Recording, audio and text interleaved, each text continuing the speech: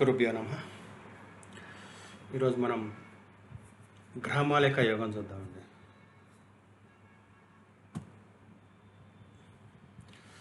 గ్రహమాలిక యోగం అంటే ఏంటంటే పేరు తగ్గట్టే గ్రహాలు ఒక మాలిక అంటే పూలమాల లాగా కంటిన్యూస్గా ఉంటాయి అన్నమాట.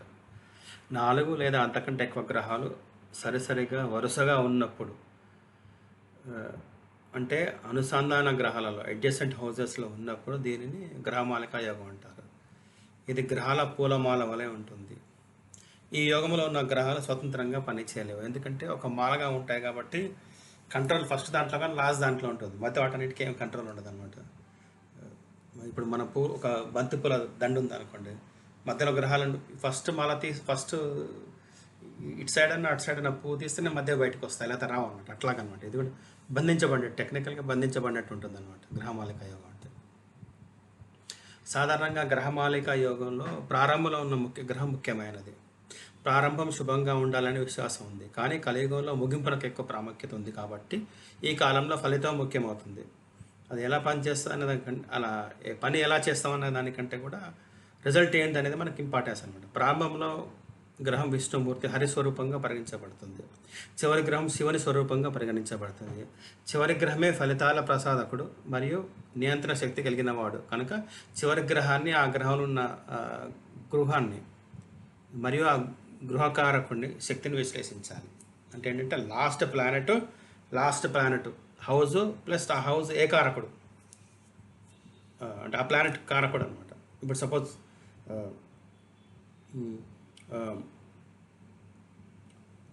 మార్స్ ఉందనుకోండి, మార్స్ మీనంలో ఉందనుకోండి, అది చూసుకోవాలి అది ఎక్కడుంది, అది ఏ హౌస్ అవుతుంది, మార్స్ ఎక్కడ చూసుకోవాలి. ప్లస్ ఆ మీనం క్వాలిటీస్ చూసుకోవాలి, ప్లస్ మార్చుకున్న క్వాలిటీస్ కారకత్వం చూసుకోవాలి. ఇవన్నీ చూసుకోవాలి.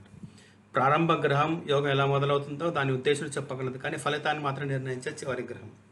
అంటే ఫస్ట్ ఉన్న గ్రహం మాత్రం మీకు స్టార్టింగ్ ఎట్లా ఉంటుందో చెప్తుంది, కానీ రిజల్ట్ మాత్రం లాస్ట్ ప్లానెట్ చెప్తుంది అనమాట.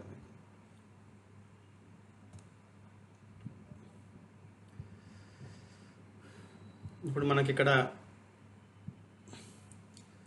ఎగ్జాంపుల్ ఒకటి తీసుకుందాం. ఓకే, ఒక చార్ట్ హొరాస్కోప్. మీనం లగ్నం అండి. బృహస్పతి లగ్నంలో, కేతు 2లో, చంద్రుడు 3లో, కుజుడు 4లో, శని 5లో, శుక్రుడు 6లో, బుధుడు 7లో, సూర్యుడు మరియు రాహు 8లో. కొంతమంది జ్యోతిషులు కేతుని కూడా గ్రహమాలిక యోగులు లెక్కించారు, కొందరు లెక్కిస్తారు. ఇది 2 రకాల పద్ధతులు అనమాట, ఎవరి పద్ధతి వారిది. కేతుతో సహా 9 గ్రహాన్ని లెక్కించడం, లేదా కేతుని తప్పించి 8 గ్రహాలు చూడడం. కేతుని కలుపుకొని చూస్తే ఆ యోగం లగ్నం నుండి మొదలవుతుంది, లేకపోతే 3వ గ్రహం నుంచి మొదలవుతుంది. ఉదాహరణకు యోగం 8వ గ్రహంలో ముగుస్తుంది, అక్కడ సూర్యుడు నీచ స్థితిలో మరియు రాహు ఉన్నారు. ఇది ఆరోగ్యం మరియు ఆయుష్ మీద నష్టాన్ని చూపిస్తుంది. ఇప్పుడు మీకు చూపిస్తాను యాక్చువల్గా ఎట్లుంది.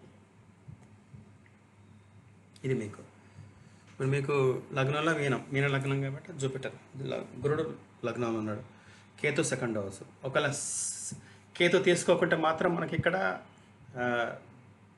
వృషభంలో స్టార్ట్ అవుతుంది. మీకు ఫస్ట్ గ్రహం చంద్రుడిని తీసుకోవాలి. చంద్రుడు, కుజుడు, శని, శుక్రుడు, బుధుడు, సూర్య, రాహు ఇవన్నీ ఒక మాలలాగా ఉన్నాయన్నమాట. మీకు కేతుని కన్సిడర్ చేశారనుకోండి, మీకు జూపిటర్ నుంచి అనమాట. జూపిటర్, కేతు, చంద్ర, కుజ, శని, శుక్ర, బుధ, సూర్య, రాహు ఇవన్నీ కలుపుకొని అవుతుంది మాల అనమాట.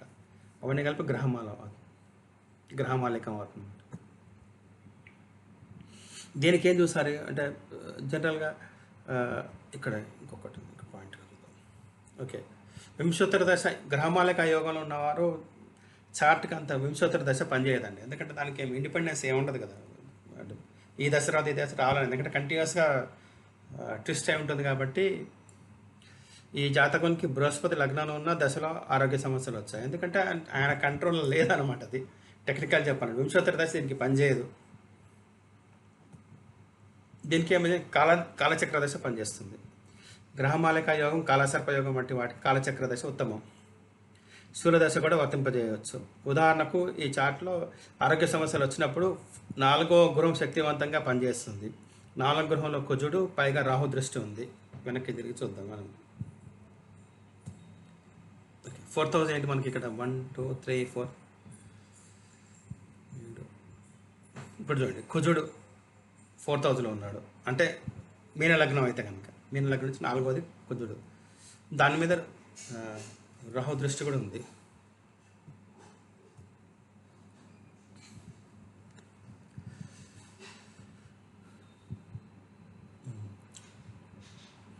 ఆ, ఉదాహరణకు చార్ట్లో ఆరోగ్య సమస్యలు వచ్చినప్పుడు 4వ గృహం శక్తివంతంగా పనిచేస్తుంది. 4వ గృహంలో కుజుడు, పైగా రాహు దృష్టి కూడా ఉంది. కానీ 4వ గ్రహాధిపతి బుధుడు బృహస్పతి దృష్టిలో ఉన్నాడు. అందువల్ల బృహస్పతి ఉపాసన చేయడం వల్ల ఉపశమనం ఇస్తుంది. రోగాల కారణాలు: జలగ్రహాలు అయితే శుక్ర చంద్రుడు, అవి ఆహారం కానీ నీటి ద్వారా కానీ వ్యాధి వస్తుంది. అగ్నిగ్రహాలు అయితే సూర్యుడు కుజుడు కాబట్టి ఎలర్జీ, తాపం అంటే వేడి ద్వారా వ్యాధి వస్తుంది. భూమి గ్రహాలు అంటే భూతత్వం అయితే కనుక బుధుడు దుర్గంధం లేదా వాసన వల్ల వ్యాధి వస్తుంది. ఉదాహరణలో శుక్రుడు సింహరాశిలో నిర్ణీత మరియు అగ్ని రాశిలో ఉండడం వల్ల 6వ మరియు 8వ మధ్య పరివర్తన కలిగి ఉండటం. శుక్రుడు ఆహారం ద్వారా వ్యాధిని చూపిస్తాడు. సింహరాశి సాధారణంగా నాన్ వెజ్ చూపిస్తుంది. సింహరాశి అధిపతి సూర్యుడు గుడ్డు వస్తుంది, పక్షులు కూడా అనమాట. పక్షులు కూడా సూర్యుని కిందకి వస్తాయి. సో పక్షులు గుడ్డు తిన్న తర్వాత వ్యాధి వచ్చింది అనమాట ఈ జాతకానికి. దీనికి ఒక దశ ఉంది, బుద్ధిగతి దశ అని ఒకటి ఉందన్నమాట అగ్ని పురాణం ప్రకారం. ఈ లెక్క ఏంటంటే 4వ గృహంలో ఉన్న గ్రహం మొదటి దశను ప్రారంభిస్తుంది. దశ ప్రారంభం 4వ గృహం నుండి మొదలై లగ్నం పొందే ముగుస్తుంది, అంటే 9 సంవత్సరాల దశ. తర్వాత దశ తదుపరి గ్రహం నుంచి మొదలై 2వ గృహం వద్ద ముగుస్తుంది. ఇది కూడా 9 సంవత్సరాల దశ. అట్లా క్యాలిక్యులేషన్ ఉంటుంది ఇది మీకు. విభిన్న పరిస్థితుల్లో గ్రహం ఉచ్చ స్థితిలో ఉంటే కనుక 1 సంవత్సరం జోడించాలి, నీచ స్థితిలో ఉంటే 1 సంవత్సరం తీసివేయాలి. ఉదాహరణకు 21 ఏళ్ల వరకు శుక్రుడు 6వ గృహంలో ఉండడం వల్ల వ్యాధి కలిగింది. తర్వాత బుధ దశ, బుధుడిపై శని కుజ దృష్టి వలన బలహీనుడు కావడం వల్ల ఉపశమనం లేదు. పరిహారం ఏంటంటే గ్రహమాలిక యోగం చివరిలో ఉన్న గ్రహాల ఆధారంగా శివుడి రూపాన్ని పూజించాలి. ఉదాహరణకు చివరిలో సూర్యుడు నీచస్థితి రాహుతో కలిసి ఉన్నాడు కాబట్టి దక్షిణామూర్తి రూపంలో శివుని పూజించడం వల్ల ఉపశమనం పొందవచ్చు. అసలు గ్రహమాలిక యోగం అంటే ఒక చుట్టుబడి, అది మన జీవన మార్గాన్ని పూర్తిగా ప్రభావితం చేస్తుంది. ఆరోగ్యము, వ్యాధి, శక్తి మరియు పరిహార మార్గాలన్నిటికీ అనమాట. సో అది టెక్నికల్ ట్రాప్ అయిపోయినట్టు, గ్రహమాలిక యోగం ట్రాప్ అయిపోయినట్టు అనమాట. సో మీరు లాస్ట్ ప్లానెట్ను బట్టి మీరు రెమెడీ చేసుకోండి. అది ఈ వీడియో ఉద్దేశం. ధన్యవాదాలు.